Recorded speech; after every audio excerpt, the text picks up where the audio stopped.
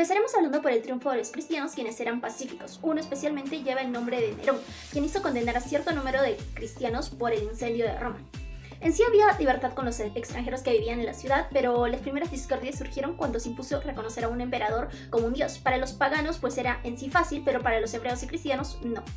Cuando los cristianos aumentaron y empezaron a hacerse notar, empezaron las falacias contra ellos. La persecución empezó a hacerse notar con Séptimo Severo, quien decretó que el bautismo era un delito. Decio vio una oportunidad en ello y comenzó una ceremonia de obediencia a los dioses. 6 años después, bajo el mandato de Valeriano, el Papa Sixto II fue condenado a muerte. La batalla más grande lo dio Diocleciano. Un día, cuando estaba caminando, un grupo de cristianos le hizo la señal de la Santa Cruz, y es donde el emperador ordenó la destrucción de iglesia, libros y muerte de los afiliados. Se difundió el convencimiento de que el Señor era insensible con quienes llevaban su nombre y que les abría de par en par el reino de los cielos. Constantino fue un político equilibrado de una visión amplia y buen sentido, que al notar el fracaso de la persecución cristiana prefirió abolirla.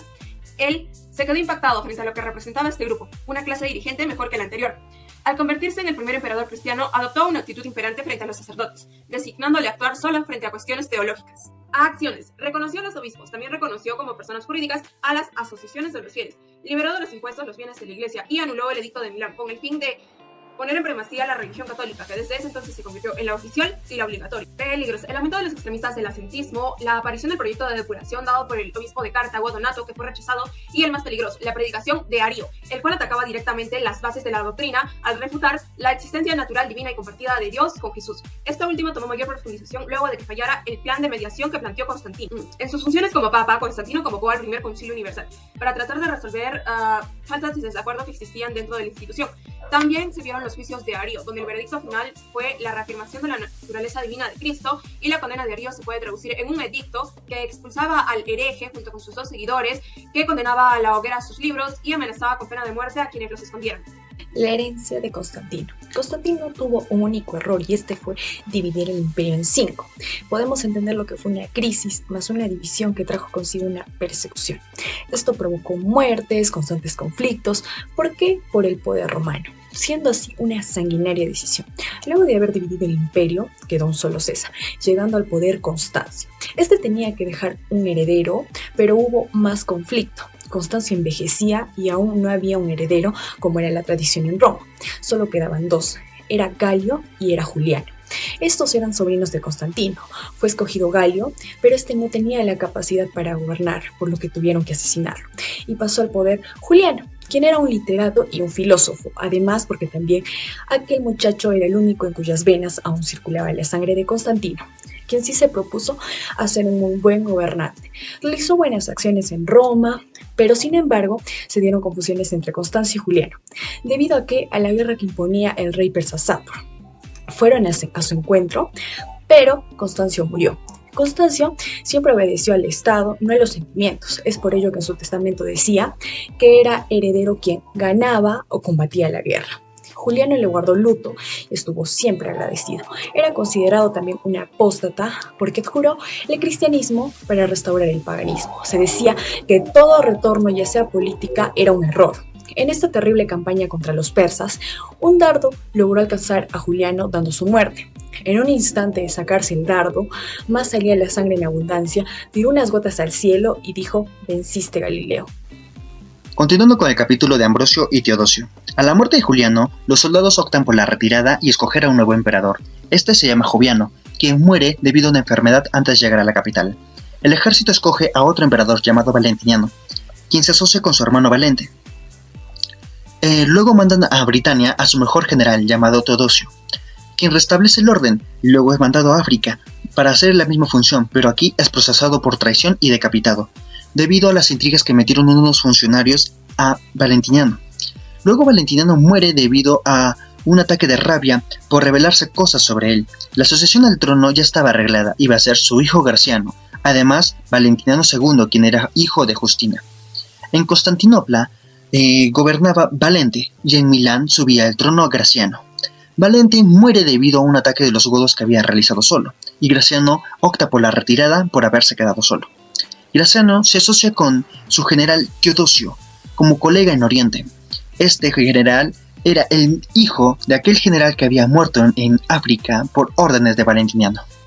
Aquí surgiría la figura de Ambrosio, que fue uno de los responsables del nombramiento de Teodosio, en donde se ponía fin al paganismo y el catolicismo era el gran vencedor. Acto siguiente, pasaron muchos problemas políticos. Uno de los problemas políticos que me gustaría resaltar es cuando los cristianos de Calínico incendiaron la sinagoga y Teodosio mandó a reconstruirla.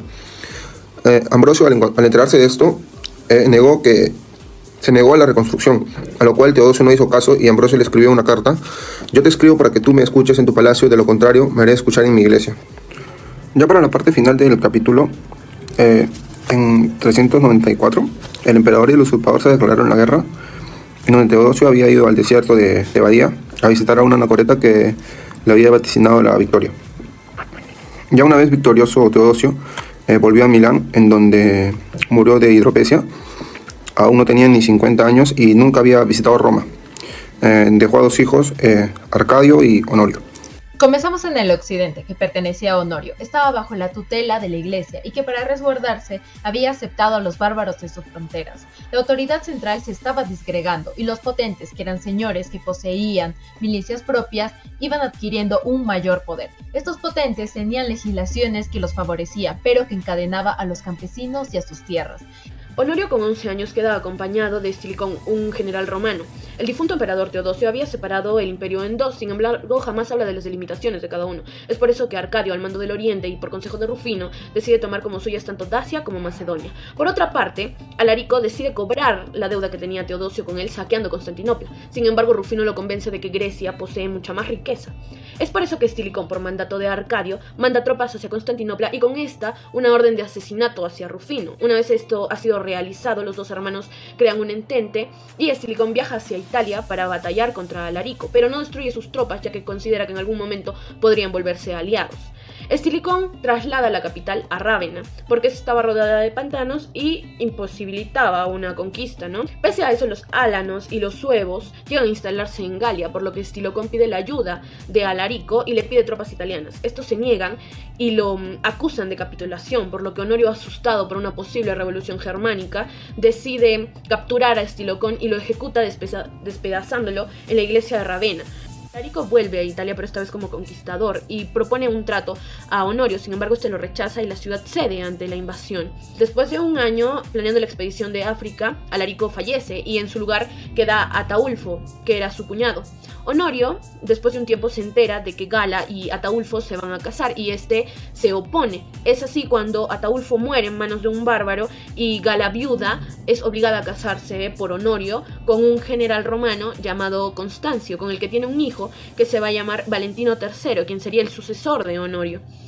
Después de esto, Atila reaparece en el año 452, esta vez invadiendo toda Italia, pero Valentiniano, en el poder, viaja a Urbe y junto al Papa León manda una embajada de senadores hacia Atila. La idea era excomulgarlo, pero él cruza los Alpes y muere al año siguiente. El fin de aquel peligroso enemigo fue un alivio para Italia y Europa, pero no para Ezio, ya que este no había prestado la menor colaboración. Valentiniano se deshizo de Ezio, y fue un gran error, ya que los vándalos cargaron contra él, haciendo que Genserico, el rey de los vándalos, ocupara. Tras el caos, el nuevo emperador confió a sus tropas a un nuevo hombre, Orestes, y este proclamó a su hijo Rómulo Augusto emperador.